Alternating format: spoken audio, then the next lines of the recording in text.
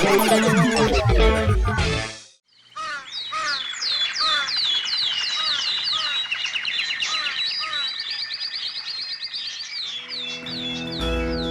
गांव में रमेश नाम का एक पपीता बेचने वाला आदमी था। वो गांव के किसानों से पूरे पपीते लेकर अपने गोदाम में बहुत अच्छे से रख देता था और बड़े बड़े व्यापारी को महंगे दामों में बेचता था।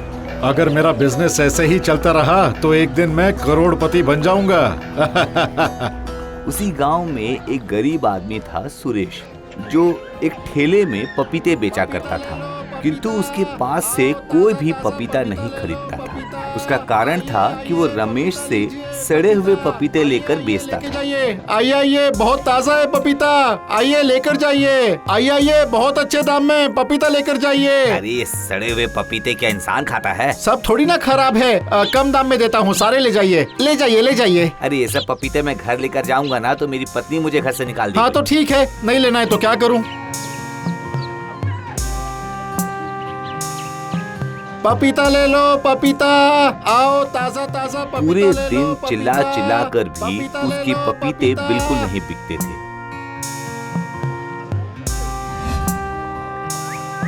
एक दिन शाम को वो रमेश के पास जाता है।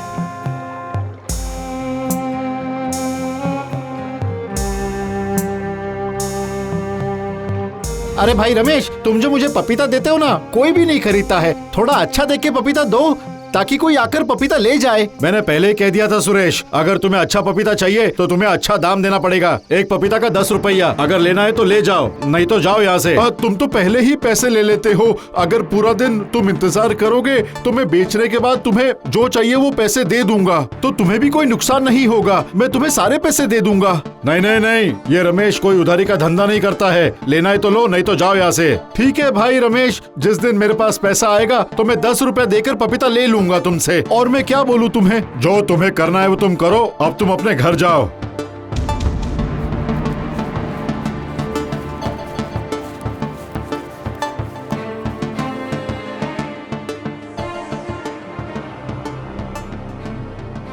हे ऊपर वाले, मुझे उठा लो, मैं ये तकलीफ नहीं सह सकता। उठा लो मुझे, उठा लो मुझे।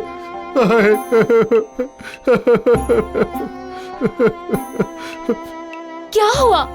अरे तुम ऐसे बैठकर रो क्यों रहे हो? आज एक भी पपीता नहीं बिका मेरा, और साथ ही 1 रुपया भी नहीं है। ऐसा लगता है कि हमें भूखा ही सोना पड़ेगा। लेकिन आप ऐसे मत बोलो। मैं सोच रहा हूँ कि जो ठेला है वो मैं बेच दूं और जमीन पे ही बैठ के मैं सारे पपीते बेचूंगा। नहीं नहीं, ठेला गाड़ी मत बेचो, वही तो एक तुम्हारे धंधे का साधन है। तुम एक काम करो, मेरे गले में जो सोने की चैन है उसे गिरवे रख कर आओ, और उससे जो पैसे मिलेंगे उससे तुम अपने धंधे की नई शुरुआत करो। ये तुम क्या कह रही हो? ये मैं नहीं बेच सकता हूँ। अरे मैं बेचने के लिए नहीं बोल रही हूँ, मैं तो सिर्फ गिरवे रखने के लिए बोल रही हूँ। जब अच्छे से धंधा शुरू होगा तो तुम ये गहने फिर से छुड़वा लेना। ठीक है, जैसे तुम कह रही हो, वैसे मैं कल जाकर एक बार देखता हूँ।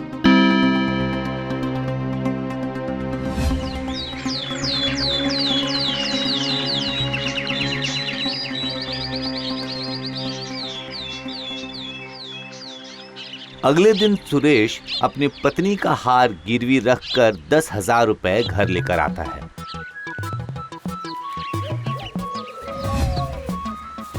और उसके बाद वो अपना ठेला लेकर घर से निकल जाता है।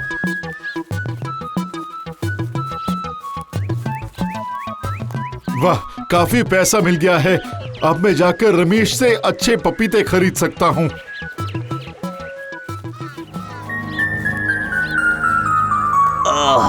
इतना दर्द, मेरी कोई मदद कीजिए। थोड़े देर पहले मेरे साथ एक बहुत बड़ी दुर्घटना घटी है। मेरे पास बिल्कुल पैसे भी नहीं है। मुझे अस्पताल लेके चलोगे? हाँ बेटा। हाँ हाँ जरूर ले जाऊंगा। आप आकर मेरे ठेले पर बैठ जाइए।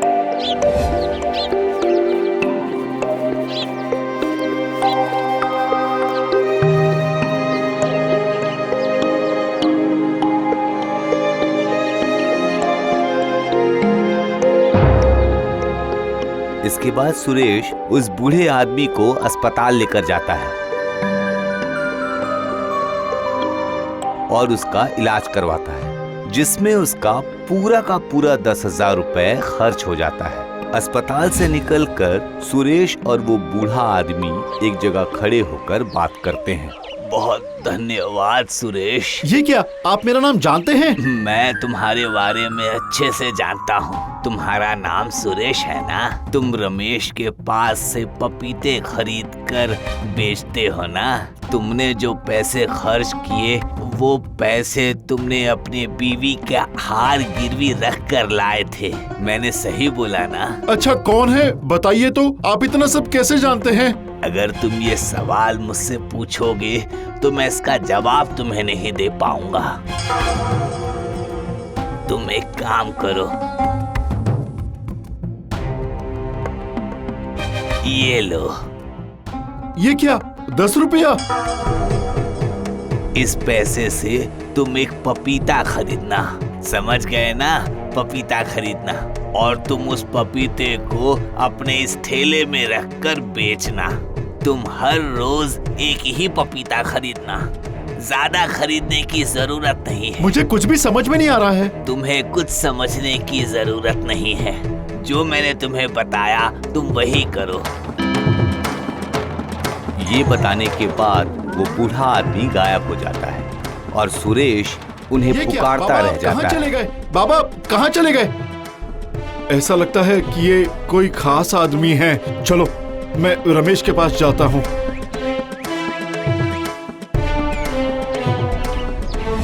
ये क्या सुरेश, तुम सिर्फ एक ही पपीता खरीदोगे? तुम्हें एक पपीते से क्या फायदा होने वाला है?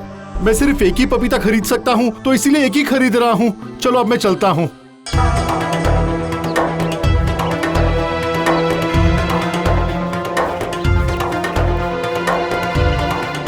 उसके बाद सुरेश अपने ठेले में उस पपीते को रखकर एक पेड़ के नीचे जाकर बैठ जाता है। वो पपीता थोड़ी देर के बाद बहुत बड़ा पपीता बन जाता है, जिसे देखकर सुरेश का दिमाग फिर जाता है। ये क्या चमत्कार हो गया? ये इतना बड़ा पपीता कैसे हो गया? कितना बड़ा हो गया ये? वो बूढ़ा बाबा सच में ऊपर वाले का ही दूत होगा। अब कोई चिंता नहीं है। इसी पपीते को मैं काट काट कर ही लोगों को अब बेचूंगा। पपीता ले जाओ, पपीता ले जाओ। आइए आइए, ये बहुत ही मीठा पपीता है। आइए आइए, ले जाइए। एक प्लेट 10 रुपए, एक प्लेट 10 रुपए। मुझे एक प्लेट दीजिए। बाप रे बाप, कितना बड़ा पपीता! मैंने कभी नहीं देखा था ऐसा। मुझे भी एक प्लेट दीजिए भैया। हाँ हाँ, जरूर जरूर।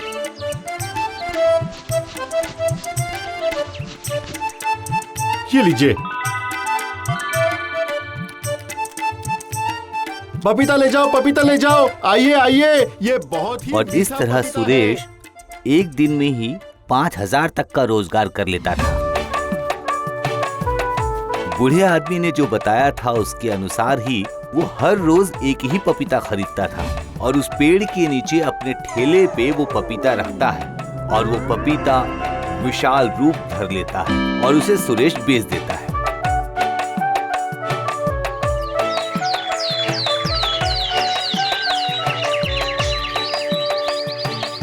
कुछ दिनों के बाद ही सुरेश अपनी पत्नी का गिरवी रखा हुआ गहना छुड़ा लेता है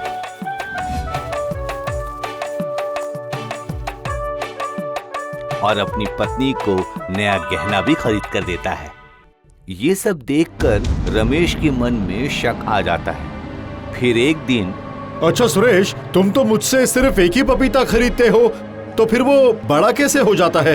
वो तो मुझे नहीं पता।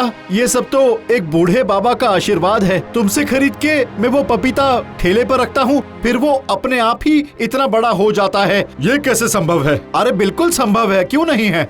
पता है, एक दिन मैं सुनार की दुकान में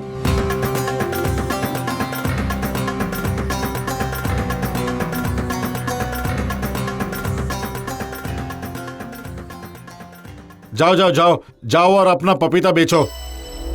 लगता है इसके गाड़ी में कुछ जादू है। आज रात को ही चोरी कर लेता हूँ। अगर वो गाड़ी मेरे पास आ गई तो सारी जादू भी मेरे पास ही आ जाएगी।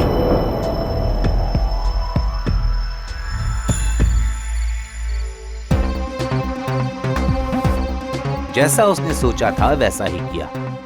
रमेश रात को सुरेश के घर आता है और उसका ठेला चोरी करके अपने घर ले आता है।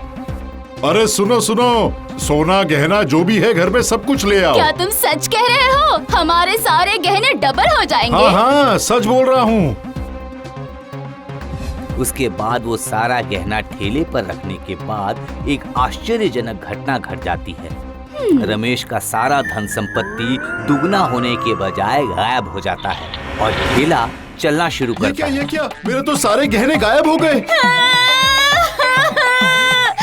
मेरे गहने!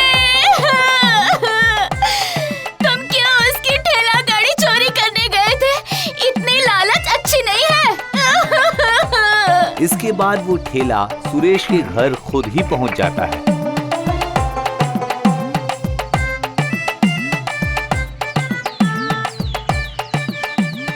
अगले दिन सुबह सुरेश फिर से रमेश के पास आता है पपीता खरीदने के लिए। रमेश सुरेश को सब बात खुलकर बताता है और सुरेश से माफी भी मांगता है।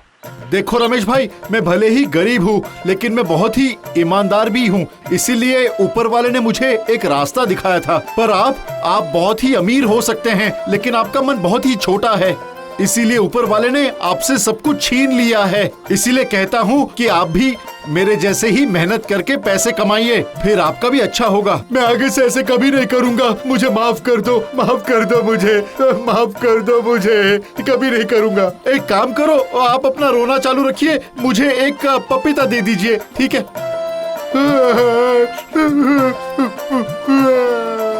इसके बाद सुरेश अपने काम में व्यस्त हो जाता है और रमेश अपने पश्चाताप के आंसू बहाते रह जाता है।